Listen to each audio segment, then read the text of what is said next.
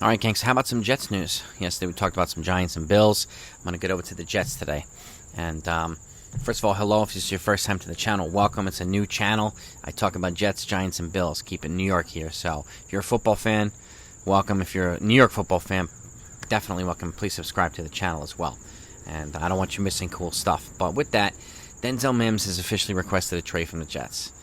It's probably going to happen inevitably, but he's requested a trade. And again, the production's not been there, and the fans are clamoring for him to be gone. So his agent has made it official yesterday. Him and his agent made it. So, again, you figured it was going to happen. There's enough there to, to get the production that they haven't been getting from Denzel Mims. He was a second-round pick a couple years ago, 2020, but it just hasn't panned out, unfortunately.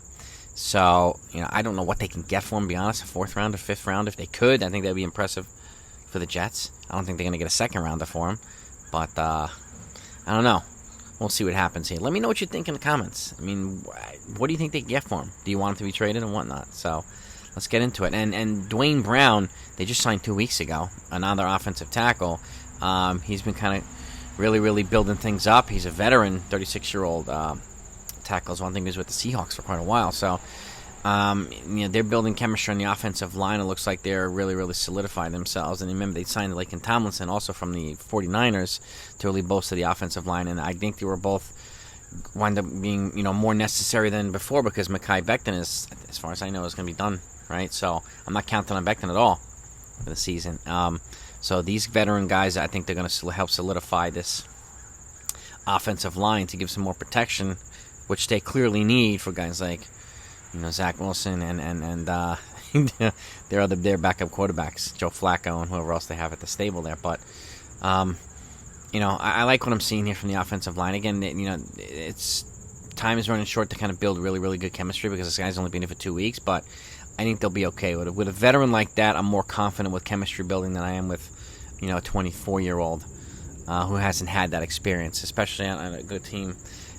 This guy has, and to me that's encouraging. So I'm not really worried about the chemistry building component. I'm worried about the competency component, and they brought in some guys who are competent in that regard, and I think it'll help them on the offensive side. Obviously, they brought in some other players on the defensive side too, but offensive line has been an issue for the Jets for quite a while.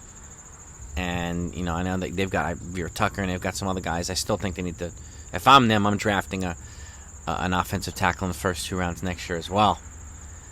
But we'll see what they do. That's too far ahead, but right now. But I like what I'm seeing from the offensive line. And again, you have to put the other pieces together too. I mean, I like the draft pick Sauce and Jeremiah Johnson. Garrett Wilson. They had a good first round, really, really good first round. So I'm hoping they all pan out. But just wanted to give some insight on the offensive line because again, it's been a Achilles heel for this team for a while. You give me your feedback on that one too. Want to know, what do you think this team is missing? Again, remember, in a couple days, I'm going to do my season's preview, and I'll go over my predictions for all 3 New York teams, their record and whatnot, and I'll go over their schedules as well. So, you know what to do if you don't want to miss that stuff. So have a good day, everybody. Talk to you next time.